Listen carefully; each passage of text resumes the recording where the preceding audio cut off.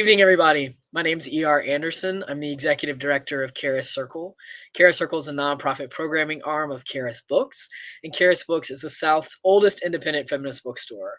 We are really excited to be together with all of y'all tonight, wherever in the world you are watching from, to celebrate Deshaun Harrison's brand new book, Belly of the Beast: The Politics of Anti-Fatness as Anti-Blackness. An incredibly timely book, an incredibly important book, and we could not be more excited to be with their conversation partner, Yemi Miller-Tonnet, who is a former Charis bookseller, longtime Charis friend, and longtime friend of Deshaun's. So this is very sweet, very kind of old home week in lots of ways. So I would love for folks, let us know where you're watching from. Let us know what brings you here tonight in the chat. You can ask questions at any time via the Ask a Question box at the bottom center of the screen. Deshaun is happy to answer questions, and Yemi is also happy to answer questions, I think, and help pose questions and think through questions. So Yemi is a fat Black queer femme liberation strategist, doula, and reproductive justice organizer. Yemi is currently the local campaign coordinator at Amplify, Georgia, where she runs collaborative campaigns to increase abortion access for all Georgians at the local level. Yemi also has a background in intimate partner violence advocacy and abortion care. Yemi has also worked as a bookseller for Charis Books and more, and began her interest in liberation work as a comparative women's studies major at Spelman College, where she concentrated in Black women's activism. Yemi also works as a full-spectrum doula, supporting marginalized folks through their reproductive journeys. Yemi's lived experiences in a fat Black body deeply informs her reproductive justice advocacy work.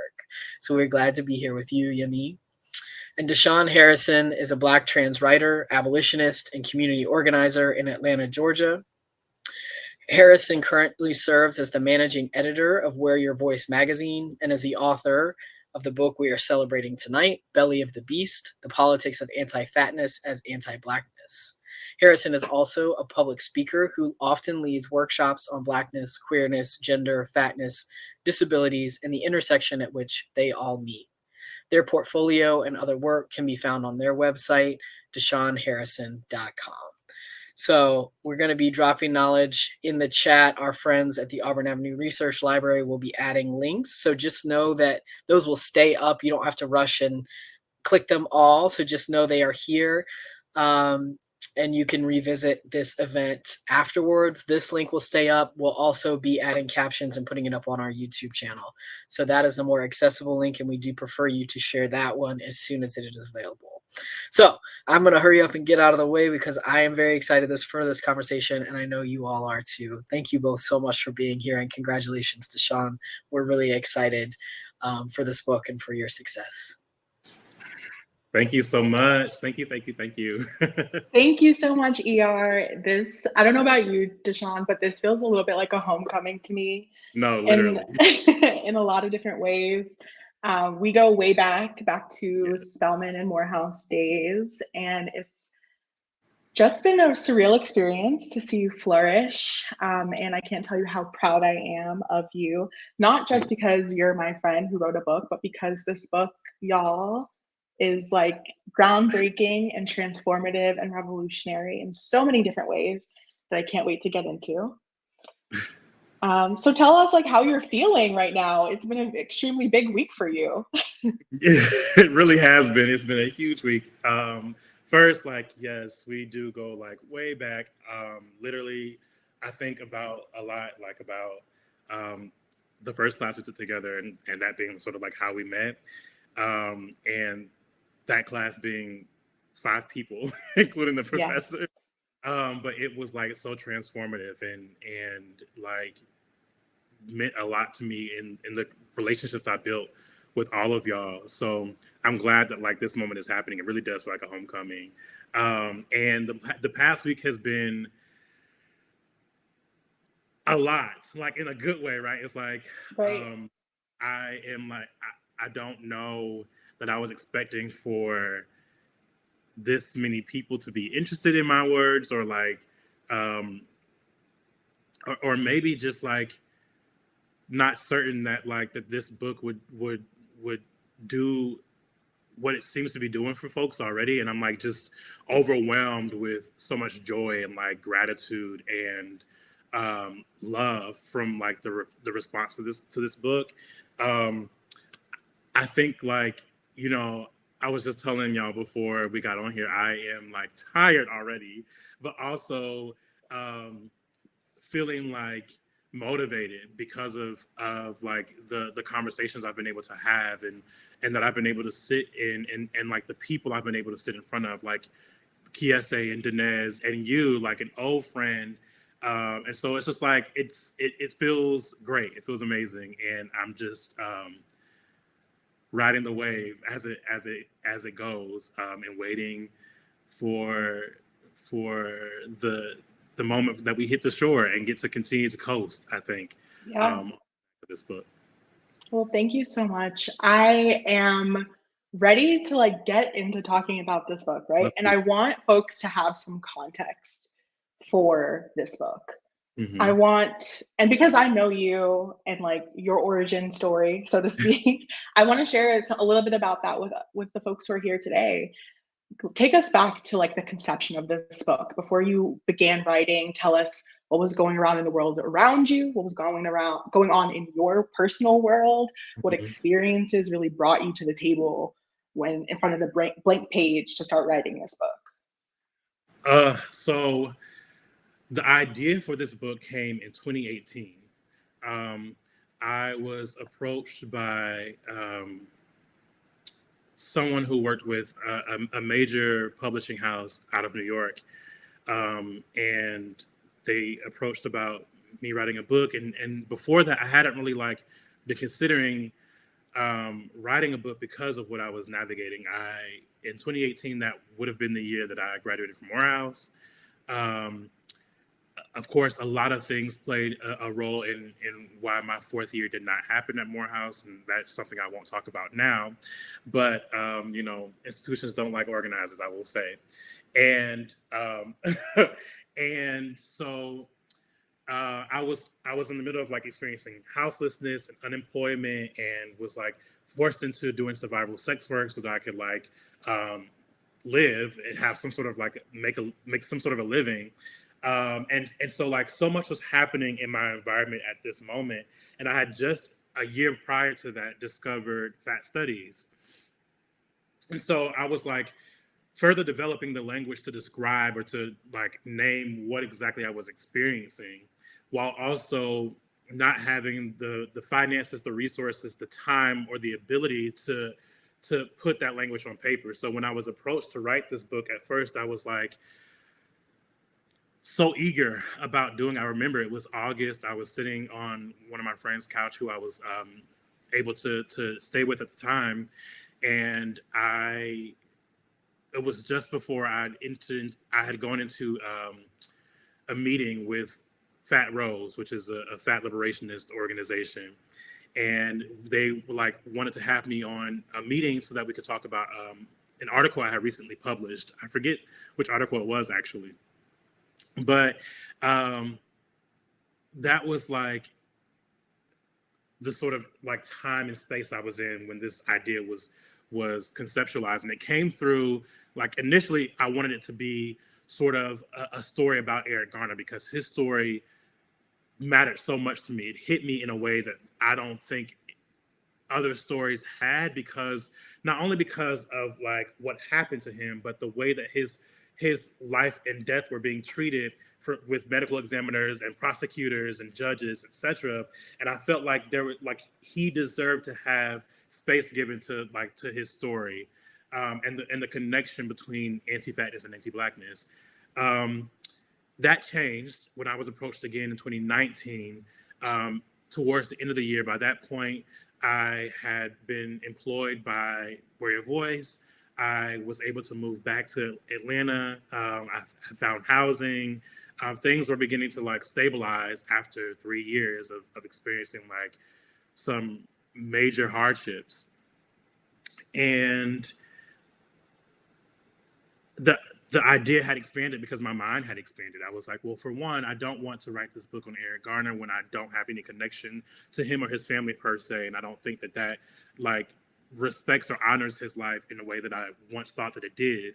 But I also had so much more to say. I was like, I think there could be a chapter about police violence, but I think that there is more to write about in this book, most of which I had gotten language from through my own experience of living through these moments of houselessness and unemployment, etc., sexual violence, etc., and then also like having found, you know, the language to describe that through Fat studies and Black studies, and so in 2020,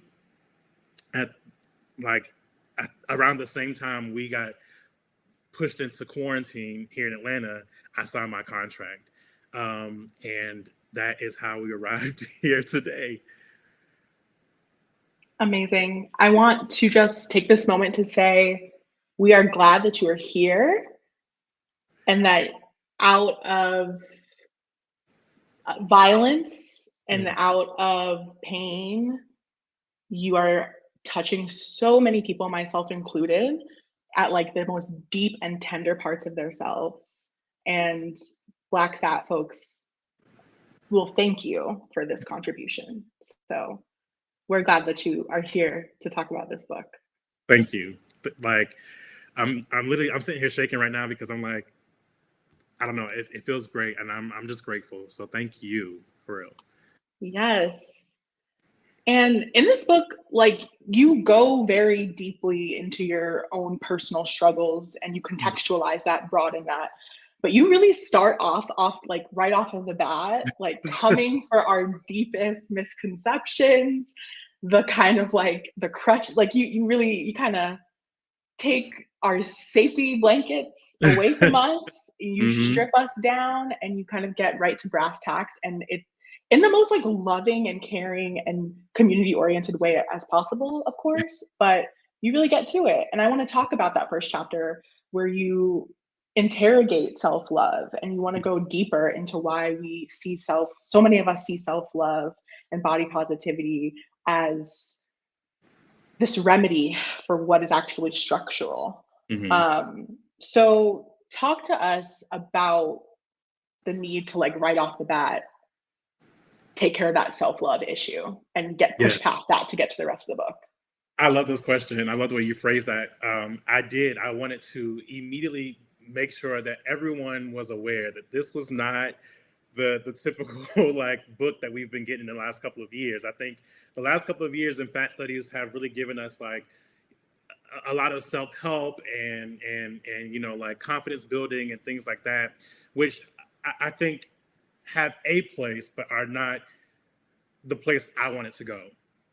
And I wanted to be clear that like this was not a space to provide safety for a pseudo liberation rooted in self-love. It's not possible, and I wanted to make sure that everyone was clear that it is not possible. So that's why I sort of like ripped the Band-Aid off early. I was like, if you pick up the book, if you have the book, I want you to make sure that you're aware that like this is not a self-help book. It's not a memoir. It's not anything of like that caliber. I'm writing theory, and I want to make that clear. And I want to make sure that we're clear, sort of like what the foundation of my politic is for this book. And that's what led me there. And my editor, when we first started talking about the book, that was one thing that we talked about, because I was like, do you think this reads like too harsh? Do you think, I was like, you know how I am. I'm like, I don't want to like, you know, come off like way too harsh or whatever. But she was like, no, it's honest and it's necessary. And like, it's true. So stick with it and be honest with what you want to do with the book. So when I got that sort of validation, I was like, we're in the ring now. Let's just do it. Right. And I love that, because a good editor will force you to stick to that truth, right? Literally. And that's beautiful feedback. And I also want to get into how like remedying structural problems with individuality is like inherent anti-Blackness, and how you really allude to that throughout the entire text. Can you talk a little bit about why you're continuously throughout the book even pulling people out of the individual, sometimes dragging us by our hair out of the individual and into the collective and into the structural? Yes. I think that like so much about this current moment we're in around, body positivity and self-love being sort of like the mainstream conversation around fat acceptance has not allowed for us to sort of be honest about what the root cause of all of this is, and I want it to be clear about the fact that like you can't solve an issue that's not specific to an individual with individualism, right? Like this is not individualistic. It is something that is affecting all of us in a myriad of ways, and so it doesn't make sense for us to talk about accepting our bodies as if whether or not we accept our bodies changes the way that the world is structured around our bodies. That doesn't make sense to me. And so I was like, I have to continue to remind us throughout this book that individual perception of yourself will not shift the way that the world is dedicated to destroying you. And what has to shift is your relationship to destroying the world, right? And that's what I talk about a lot in the book, because I think by asserting that an individual can find liberation or freedom on their own, sort of, in my opinion, pushes us into another proverbial prison, right? It to me sort of like situates freedom inside of prison, where now freedom becomes another prison and not something that actually like is supposed to be liberatory work, because it removes you from this desire or ability to be able to build community with folks, to then understand your experience or your life as something that that is in connection with or that works sort of in tandem with a larger community, and not something that's about yourself. And to me, that sort of like dilutes our ability to show up radically around our bodies and around liberatory work. If we think of our experiences as something that happened in a vacuum, then we don't have an interest then in building like a collective response to the violence that we're experiencing, in which case we don't get free. We get pushed into another prison that we call freedom.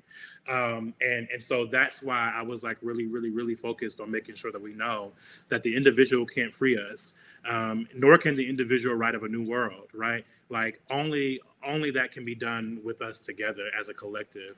And if we can't recognize that, then we can't do liberatory work.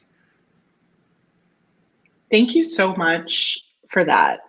I feel how connected you are to like this idea of world destruction, right? And like busting through that idea. And obviously, I mean, it's obvious to me that this book was written through like an Afro-pessimist lens. I know that is thought that you are deeply engaged with, and what you're describing to us now. Can you tell us a little bit about this book's relationship to Afro-pessimist thought, and what do you say to some Black folks, especially, who kind of recoil when you even say the Afro-pessimist or ending the world or abolition? Mm-hmm. Yes. So I think that like it's a scary thought sometimes, because it's really uncomfortable. It's like, what does it mean to destroy the world? What does it mean when I feel like I am sort of a question someone asked in like a previous talk was, or language that they used was that they felt sort of tethered to the world. And so if you feel tethered to the world, what does it mean to talk about destroying it? Like, I get why that's uncomfortable and how that's uncomfortable.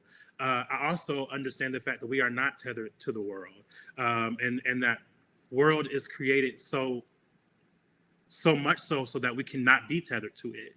And so I think like so much of that tethering that we feel is taught and not an actual like reality. And so like this book, yes, it is written with an Afropessimist lens. It is not an Afropessimist text though. And I say that to make the distinction clear that like I find value in Afropessimist thought. And I think that the value that I have found in it is that I'm able to sort of place it in conversation with my socialist thinking and my socialist praxis. And I think that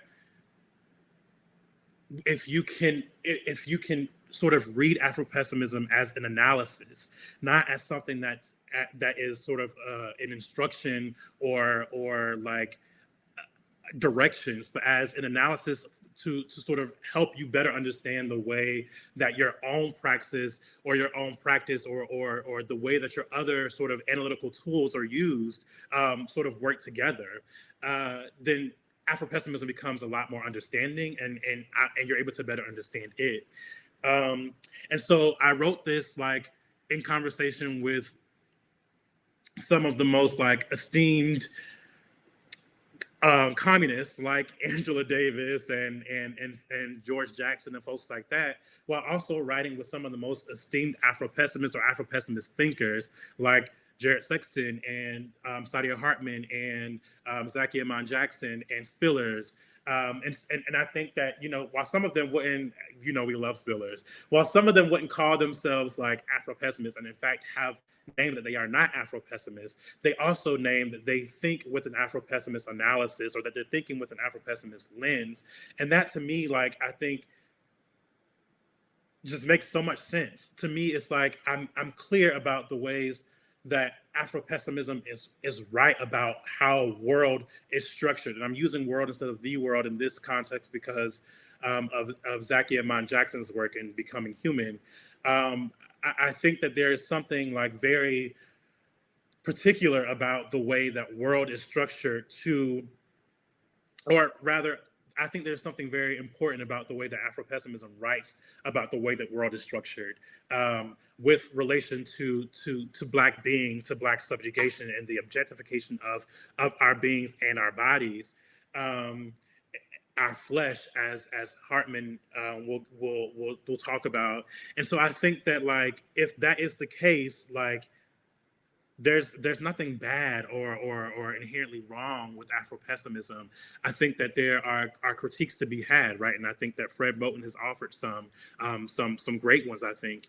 And I think even Afropessimists have offered some stellar like critiques of Afropessimism. And I think that this new age of Afropessimist writers are sort of filling in the gaps. Folks who are in PhD programs right now who are filling in gaps on queerness and fatness and transness, etc. in this moment.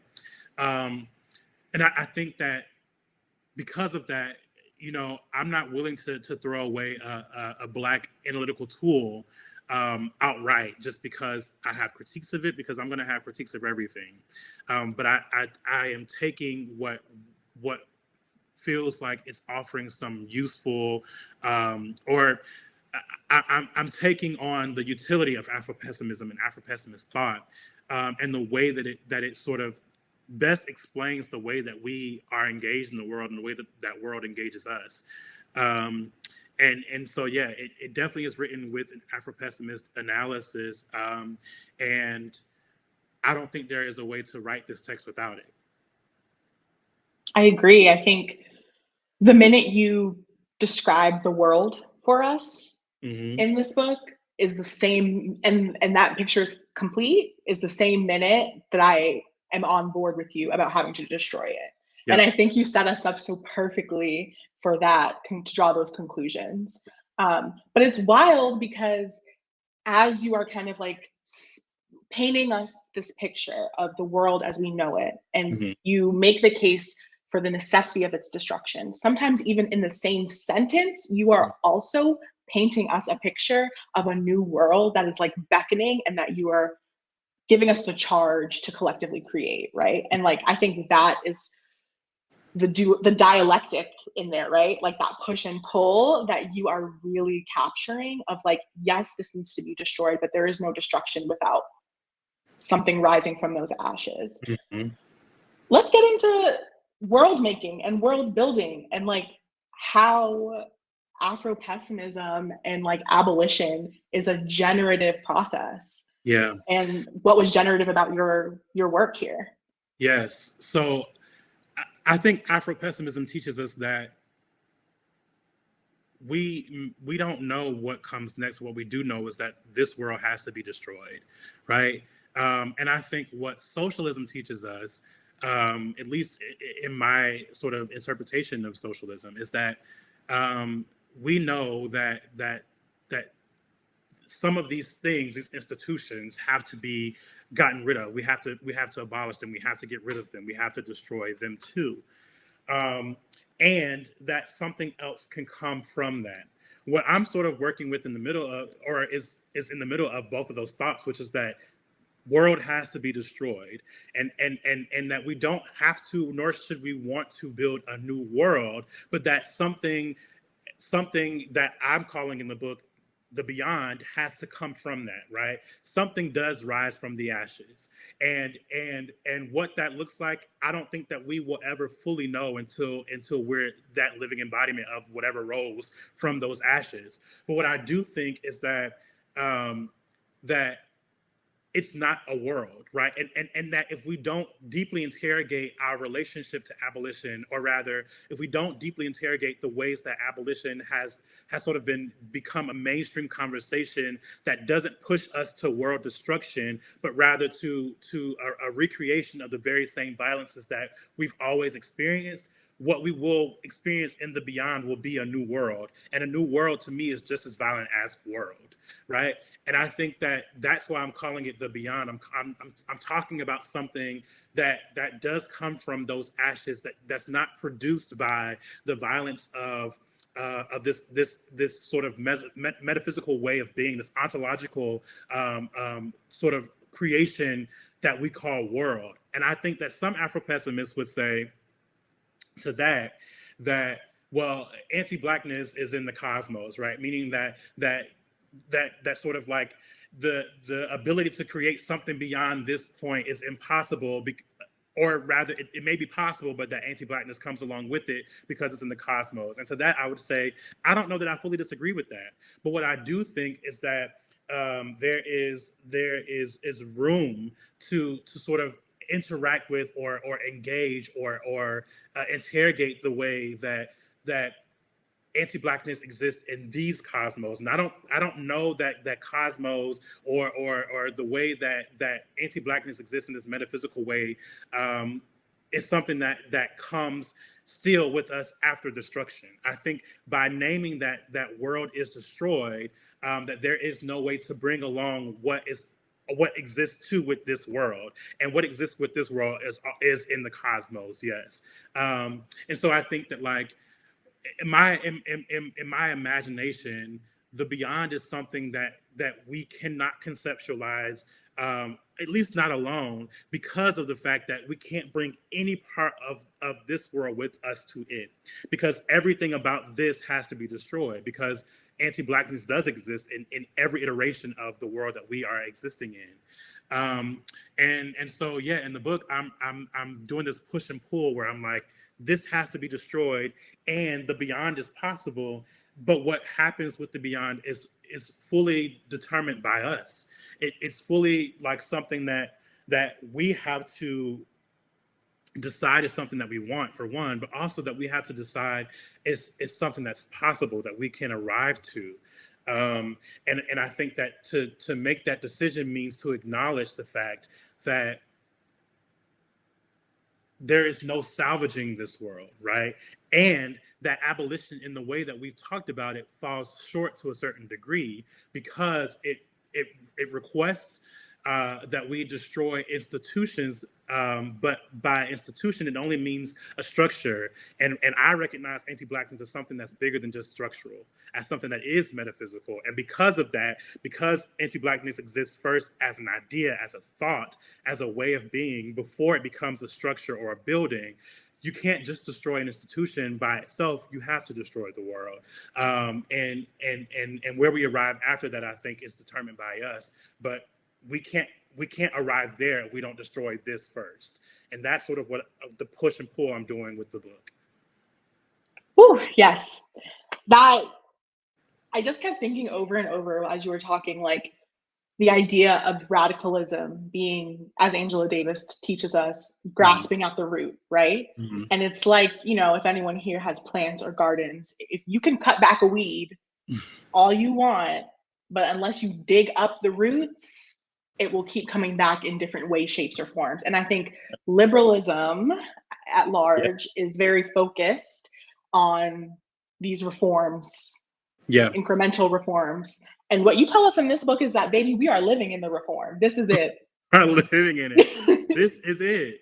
This is it. There's nothing else. Angela Davis told us that our prison's obsolete, that everyone loves and quotes and cites, but she literally tells us that the prison is the reform. So if prison is the reform, the only logical next step to me is that this is also the reform. And so there is no way to talk about abolition or you know, like removing ourselves from like an abolitionist thought and not also be working through this reformist project, because it is reform. We're living through it. So why are we trying to, what's next, right? Like, why are we trying to salvage something that cannot be salvaged? And we know that. We say we don't believe in reform, but if we're living in the reform, we're trying to salvage it. I don't know if that's true. Right. And so I also want to add, on top of all the layers we just laid down, this layer of gender, right? And your call and within your call to abolish the world is to abolish gender. And I think it's interesting because we're at a time now where there's like, people are trying to make non-binarism like this third gender. And it's so hard for us to not live within a binary, right? So it's like we've turned this binary into a trinary, and right. A lot of like liberal folks have accepted the idea that, okay, there are trans men and there are trans women, and then there's these people that are kind of in between. Yes, they all deserve their rights, but you are telling us that ain't gonna cut it, and we really need to move beyond that framework. Yes. Let's get into that. Baby, I'm calling for gender's end. And I want that shit now. I think like in the book, so the 6th chapter, which is the one on specifically on gender, I think the whole book is about gender, but the specific chapter about gender and transness is chapter 6. And in that chapter, I am talking about the ways that gender sort of disrupts fatness or fatness's ability to be. And by that, I mean that, you know, if doctors are telling folks that they have to be a particular size to be affirmed in a body that they associate with gender, with a specific gender, right, then I think that there is something that has to be more deeply interrogated there around not only the conception of gender, but also the way that anti-fatness functions to sort of uphold gender and gender's violence, because the at the ground level of this is that the only reason that there is a specific gender associated with an ability, or the only reason why there is something that there's an embodiment that we feel that we can be affirmed by, that's associated with a particular gender, is because gender exists, right? So that in and of itself, to me, is already a specific level of violence, because it tells people that their bodies are wrong just the way that they are. And so then it's built on top of that is this anti-fat sort of notion that not only is your body wrong in the way that it is, but for you to correct it, you cannot be fat. For you to correct your body and live in this already violent sort of embodiment of this gender that you feel affirmed by, you have to lose weight or do away with this excess weight, right? And that to me is sort of this compounded violence that says that the body in which you're born, or really the body that's associated with or that's assigned to you, is wrong in of itself. And on top of that, if you want to be affirmed in it, you have to hate the physical being too. You have to hate the physical sort of flesh bag or flesh covering that you have in order for you to sort of live in and be embraced by a gender that feels most affirming to you. Now, this is not to say that folks shouldn't have the right to have surgeries that are affirming to them in their bodies, right? In fact, it is to say that people should be able to have surgeries that affirm their bodies without having to be met with a specific level of anti-fat violence that tells them that their body is doubly wrong. So for as long as gender exists. But I'm of the belief that these surgeries that trans people having to put ourselves on operating tables and therefore further endanger our own lives for a conception that was designed around cisness and cisnormativity, for a conception that was already designed with us not in mind, right, is also violent too, which means that there is something not only wrong with having to lose the weight or be a specific BMI or have a specific BMI to be able to have these surgeries, but that the very idea that we can be wrong for the bodies that we live in, that our bodies can be inherently wrong or bad, and therefore have to then force us into endangering our lives on cis people's approval, is violent. Right? Like, and that's just the bottom line of it. And so, yes, I want gender to end, and I need it to end now, because I think it also sort of like it reifies the very same thing that you're talking about, where people are, where you try to find a sort of liberatory framework that I think non-binary was meant to be, that's then co-opted and reproduced as another form of gender and gendered violence, because of the way that liberalism functions, and because of the way that the way that gender functions and how violent gender is. I think that we don't want to recognize gender too as anti-Blackness, but it is, and because it is, it will always sort of reproduce the very same violences of anti-Blackness for as long as it exists. And so for as long as we try to uphold or hold on to or cling to this this violent notion of gender and the many violences that it creates, like performance and presentation and all of these things that we sort of like associate with gender, we will never be able to be removed from its violence, which means that we will always be experiencing a trans antagonism, because the very condition by which transness has to exist is one under which cisness exists, right? And that is only produced, not only exists because gender exists. So I want to exist in a space where we don't have to label ourselves as or be identified as trans, because we are not then having to sort of, I guess, live in this subjugated reality where we are always a second-class citizen or not a citizen at all. And I think that that's what gender produces. Thank you. That is, I know, going to challenge a lot of people and their conception of gender, and that's good. That's what we are here to do. That is what this book pushes us to do. And I just want to add, so like, of course, being me, I want to inject my little reproductive justice framework into this, because that's where I am. And just here, like your research, talking to trans folks for that chapter on gender, or the destruction of gender.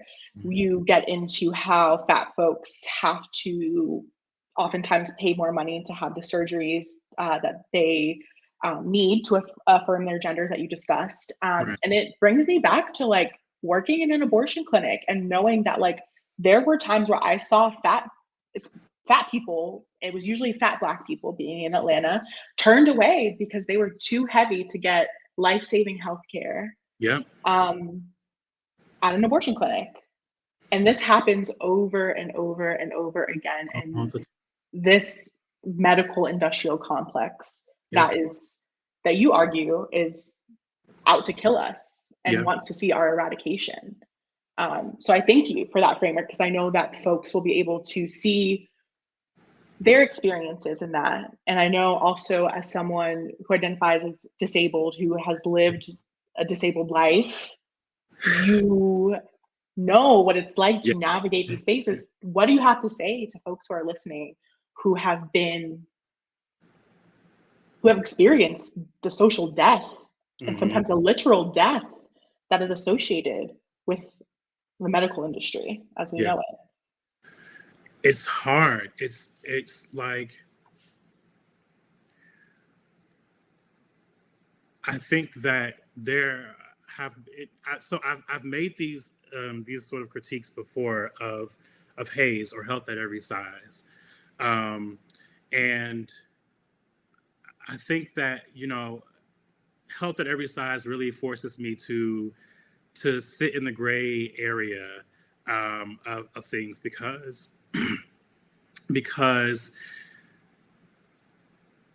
I think that Hayes is a reformist project. I really do. I think that it is something that in name alone reproduces an idea or reifies the idea that fat people, particularly fat Black folks, can be healthy, and therefore sort of adds validity to the idea of health, which, as I argue in the book, is built off of anti-Blackness, which is to say that there is no way for the Black fat to be healthy or to embody healthiness for as long as that means that we are trying to sort of be in alignment with an anti-Black concept. And yet, I think that some of the safest places, insofar as there can be a place that is safe for the Black fat, that we have right now, is health at every size. I think that, you know, and I think that says so much about how true my argument is, how true the argument is that there is nothing there is no space for us in this medical industrial complex for us to be safe, or for an ability to exist as health, or to exist as healthy, because this is our only option. And yet it too is still harming so many of us, right? Because I think that health at every size, and I have a lot of love for a lot of the people who sort of like have either, you know, built the concept or helped to sort of like build out the concept. These are folks that I've been in conversation with, that I've shared sort of like fat studies community with, and so I value them. But I think that because it's produced under anti-Blackness, meaning that it is produced by whiteness, there's no way to sort of separate whiteness from this concept, which means that there's no way to fully encapsulate the Black fat in a politic or an idea that people can be healthy at every size. That's not true. It cannot be true if whiteness is associated with this concept, because that means that anti-Blackness is too. And so I'm always like doing this sort of like push and pull, and I'm doing it in the book, where I'm like, none of this works. None of this works, and none of this is benefiting us, and none of this is helping us. And for as many people that have felt affirmed by health at every size. There are also many, many people who have not and who cannot. And so I'm trying to find a balance there, because I think that it is a reformist project, and I think that so many people would much rather see a doctor who is using a Hayes lens than a doctor who is not, right? Because one, I think, brings us to a much more overt like form of anti-fat violence, and the other is very covert.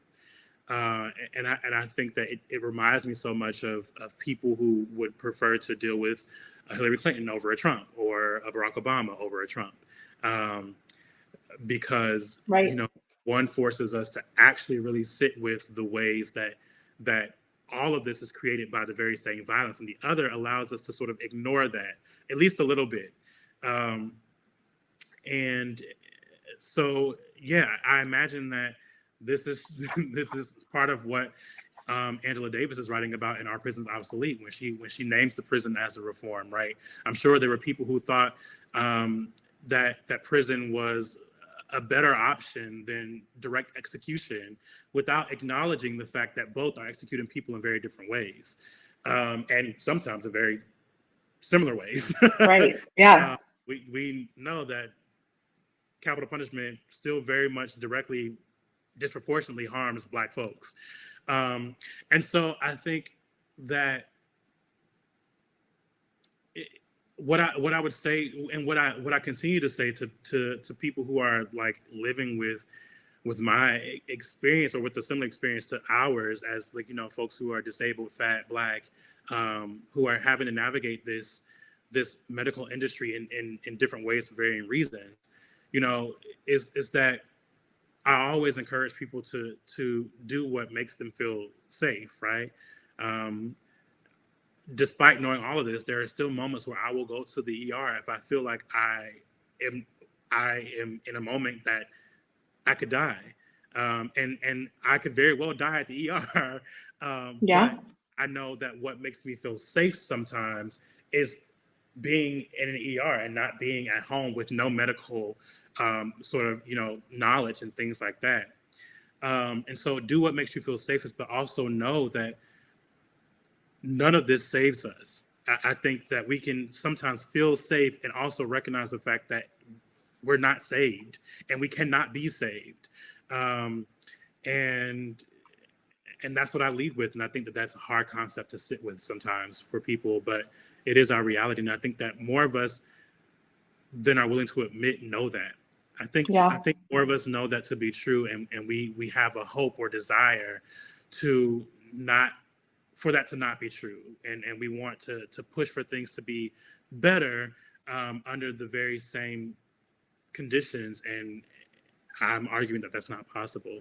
And I think the quicker we sit with that and acknowledge that, the sooner we're able to destroy it, to reach the other side, and whatever that means or whatever that looks like. Right. Thank you. I'm going to be sitting with that for a long time. Yeah. I want to ask one more question before we get into our audience questions, and it has to do with our probably least favorite thing to talk about right now, which is COVID. But I couldn't read this book and have you and like see you and read you like going in on the CDC, right? Like, and exposing the CDC, knowing that this is the same racist, fat phobic, queer phobic, on and on and on and on institution that is responsible for allegedly keeping us safe during a pandemic that has killed Black fat people at a disproportionate, egregious rate. And so let's talk about it, because you go in on the CDC in this book, and I feel like you could write a whole nother book about the shit that they've done since. And could and might. Listen, like, I would like a mention of in that forward. No, you deserve. Like, I do not fuck with the CDC, and I remember at the beginning. Why would you? Right. at the beginning of the pandemic last year, I tweeted about this. I wrote an entire essay actually about this in relation to COVID, or really what I wrote was like, this is what the CDC has done before, so this is why I don't trust them now. And so many people, so many people were like, you're not a doctor and you're not a scientist and how do you know, and blah, blah, blah, blah, blah. And then now we're here in this moment where the overwhelming like critique or the overwhelming conversation around the CDC is critique around, them not leading us in good ways and them being wishy-washy and them being a product of the government and being in colluding with the government, all these things. And I'm like,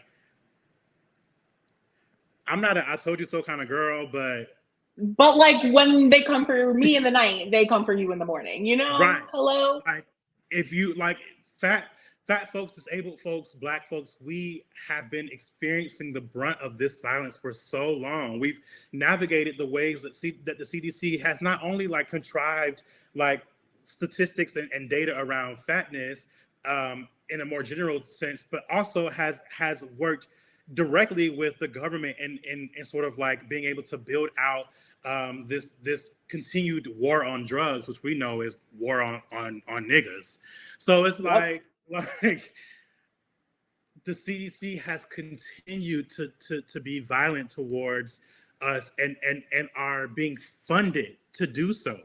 We've witnessed the way that they have done that in the past year under Trump and under Biden now, like the ways that they are being funded to sort of offer these very clearly like harmful tactics and instructions on how we should navigate the pandemic, while still releasing and still like maintaining their position that fatness is killing us in this pandemic, that fat folks are high risk in this pandemic, and not because of the way that the medical institution is engaging us, and not because of the ways that anti-fat bias exists in the medical industrial complex. No, none of that is being interrogated at all, despite how much data exists in the world. And I write about it in the book that shows us how the CDC is sort of puppeteered by scientists, media, and government who stand to benefit from our demise. Despite all of that, we continue to allow them to sort of be the moral compass on how we navigate the pandemic. And it's difficult to watch because I feel like I'm having the same conversation over a year later. I remember there was a panel that was held at the beginning of the pandemic, or maybe it was in the summer of the pandemic last year. So literally a year ago, where a bunch of fat folks who like had, I think, disciplines, like specific disciplines within the fat studies umbrella, we all came together and had this panel discussion on this exact conversation, and talked about the way that 5, 10, 15 years from now, we will be reading about the harmfulness of the CDC and its effect on fat folks. We've seen it over and over again. We saw it with Ebola, and we saw it with H1N1, and we saw it with all of these different, like... We saw it with the AIDS crisis and the direct impact on queer people. We saw all of that, and it continues to happen, and we don't interrogate that. We don't think through why that is, why these folks, the CDC and the World Health Organization, my boot is on their neck too, continues to be at the forefront of determining what is and is not good for us in navigating these global pandemics, these global epidemics, and then them getting to decide what is an epidemic and what is not, right? Because obesity, what we know, and if you look at the actual statistics, the quote unquote obesity epidemic had much more resources and finances thrown at it than what we've witnessed in this entire COVID pandemic. Meaning that still obesity, quote unquote obesity, or really the criminalization of fatness, continues to be the number one cause of what is resourced and what is considered to be an epidemic, and not anything else that actually has scientific proof on how it affects us globally and communally. Right. And so I have deep concerns for what the next few years will look like for us when we are not existing in the moment, but when we're reading it as history, and what that will look like for us, because I think that so many fat Black folks have died from this already, and so many more will continue to, as unfortunate as that is to name. Mm-hmm. And it will be because of the negligence of the government, of scientists, and of the media in how it chooses to report on and fund research on our lives and the way that this pandemic is affecting us. So yeah, it's not hard to see how you arrived at the conclusion of world destruction when you describe to us a world over and over again that funnels its resources, time, energy into the eradication and genocide of groups of people, yes, rather than being open and honest and caring and communal about a disease that is affecting us at disproportionate rates. Right. So yeah, I had to take it there. I'm glad you did. Let's get into it. We have a couple questions in the queue, folks. If you've been kind of like turning your wheels about a question and you have one, please go ahead and click that ask a question button and I will try to get it. But first, I think our first question is from the Peppa Pig hate account, LOL. I love that. But they want to know about the title of the book. And I mean, if you get into the book, if you keep reading, you do kind of like, you have this theoretical framework that you're kind of like building, like chapter by chapter of the beast and the belly of the beast. For those who haven't finished the book or who haven't yet started, talk us through the formulation of the beast. Who is the beast? Yes, the Black fat is the beast. The Black, more generally, is the beast, and the belly is to talk about fatness and size, but also the book title is intentionally sort of like a triple entendre. LOL. In my head, I was thinking about the Twitter joke where people will call it double Andre. And the title is triple entendre in a way, because it's to describe the Black fat by naming us as the beast, and particularly naming the Black as the beast, and our bellies and our size, our fatness as the belly.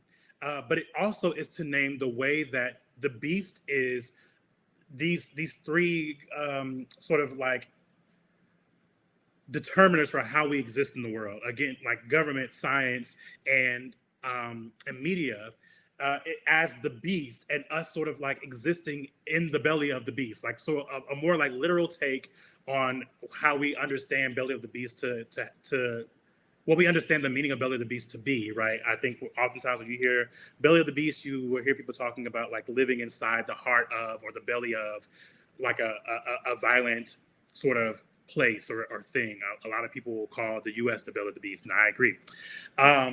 But it's to describe the entity that is the Black fat, while also talking about the ways that we sort of exist in and exist under the belly of the beast, how we sort of exist inside of the violence that overtakes us, that determines how we exist in the world.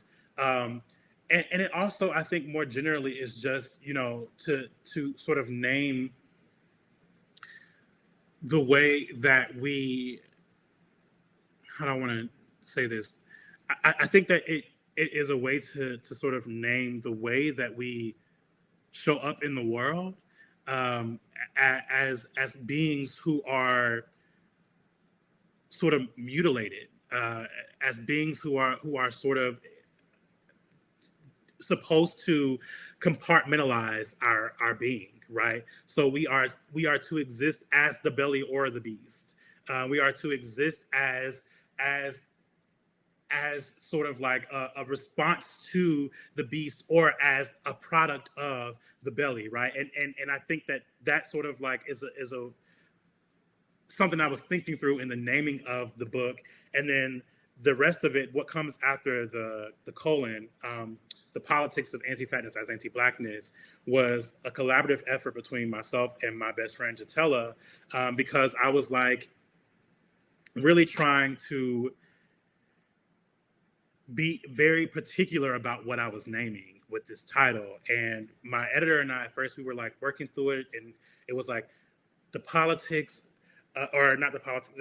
We were like the I forget what words we used. I'm glad that we didn't use it on the book, but I like called Jatella and I was like, I need help. Like I have anti-fatness as anti-blackness. I can't figure out what exactly I want to say with the rest of this title.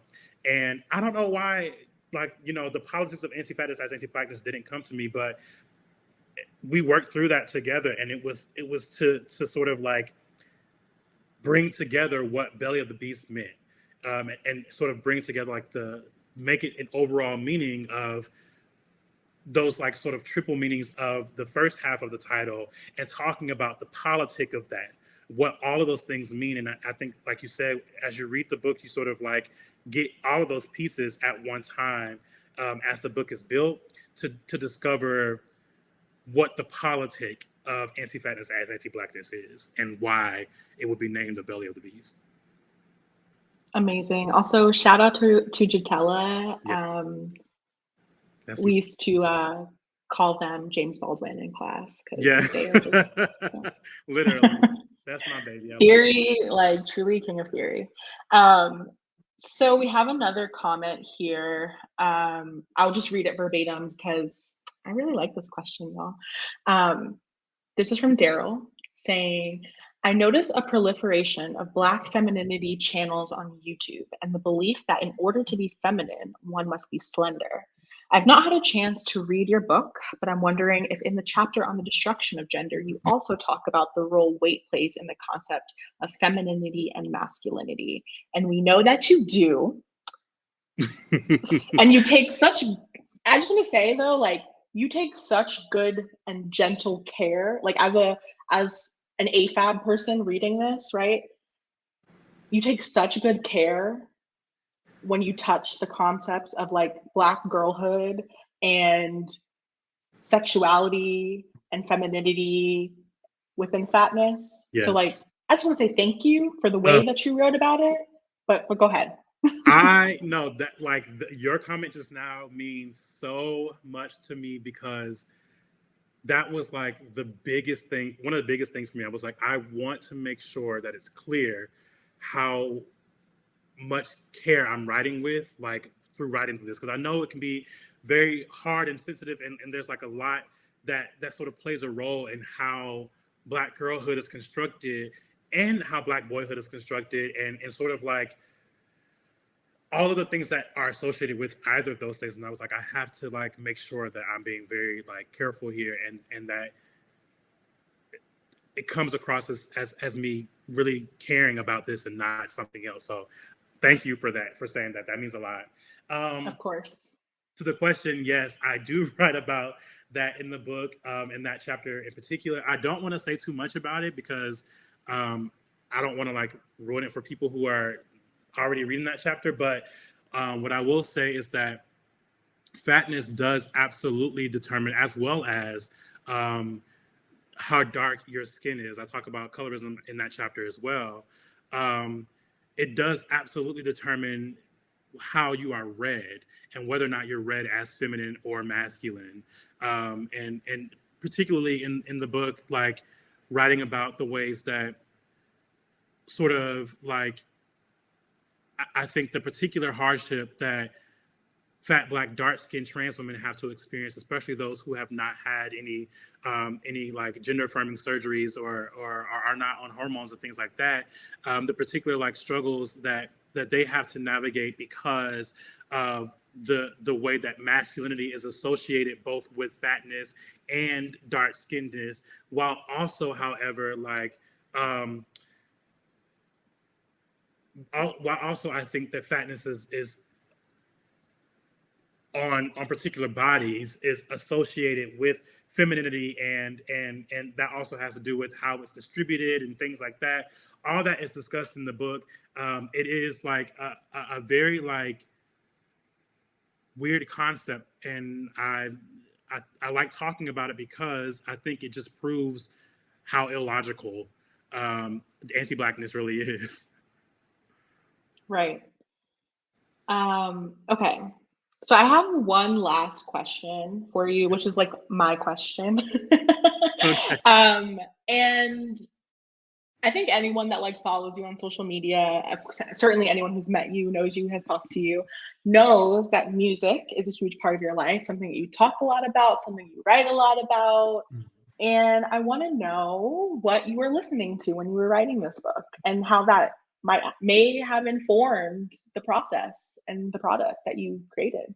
I love this question because yes, you know, like music really does mean so much to me.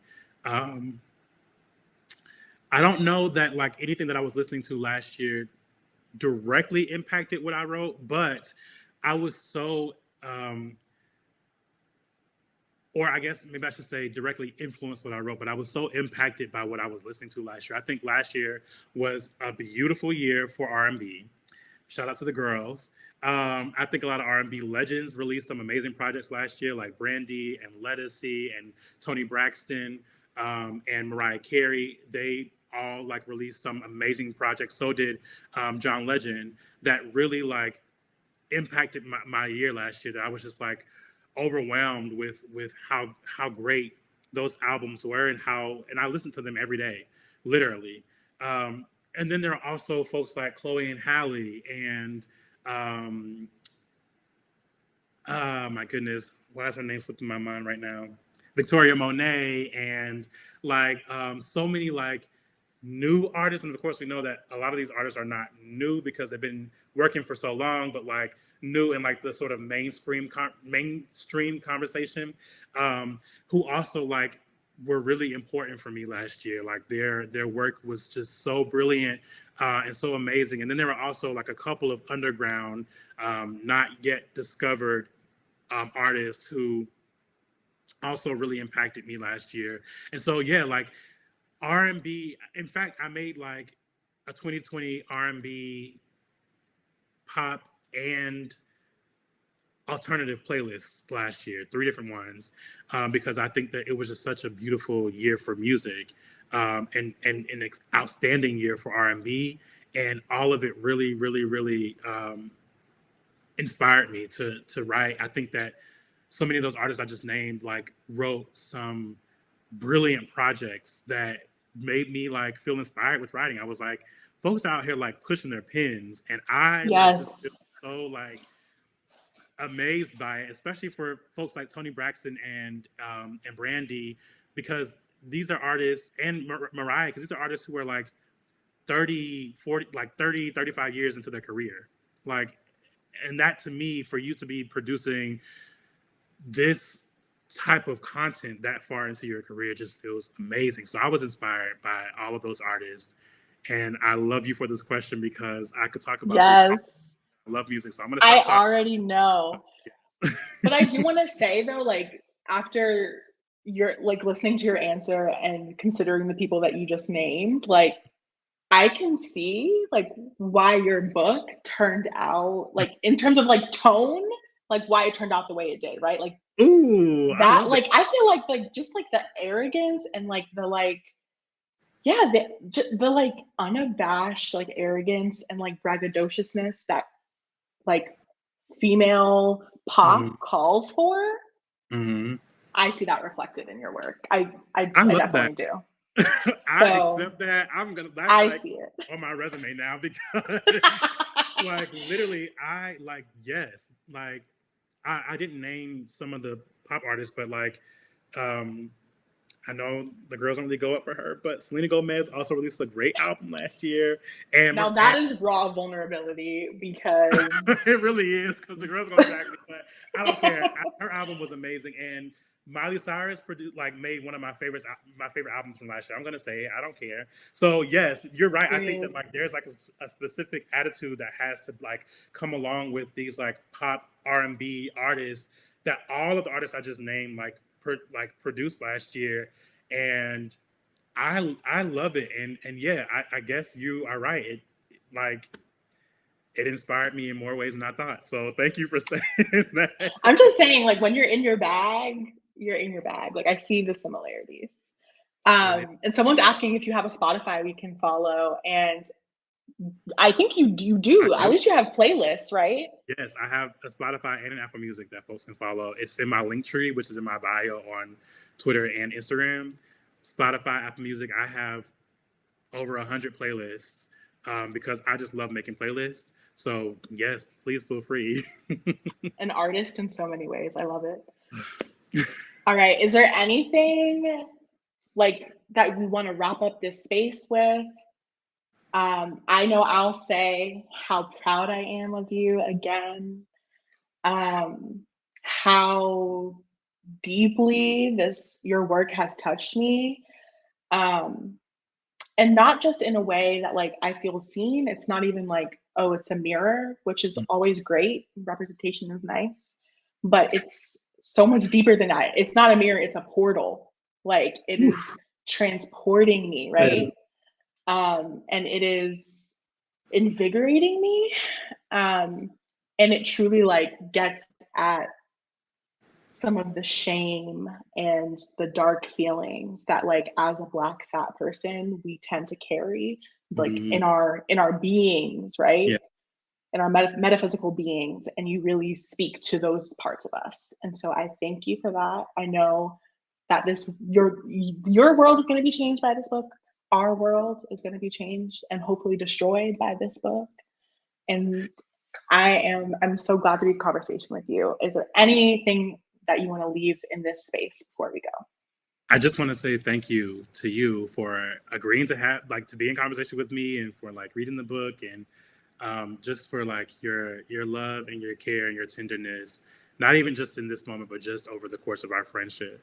I think that you are so brilliant and so beautiful and so bold, and so I'm grateful to have been in conversation with you, and also like just grateful for everyone like who tuned in to Charis, for like having me. I feel like honored because I just love y'all. So thank you. Thank you for having me, for tuning in, for listening, and for supporting this work, because I really did not write it just for myself. I wrote this because I think that it is something that so many Black fat folks need. And I want to always be producing something that we need. So just grateful. So thank you. That truly shines through. So know that is something you have accomplished already. We will bring ER back to close us out. I've had so much fun. I'm like, I don't want to go. Same. Hi, ER. Hi. Thank you both for such a beautiful and nuanced conversation. Folks are just loving every minute of it in the chat. So I hope that you'll get a chance to review all the nice things to Sean and Yemi. There's just so much appreciation and connection in the chat.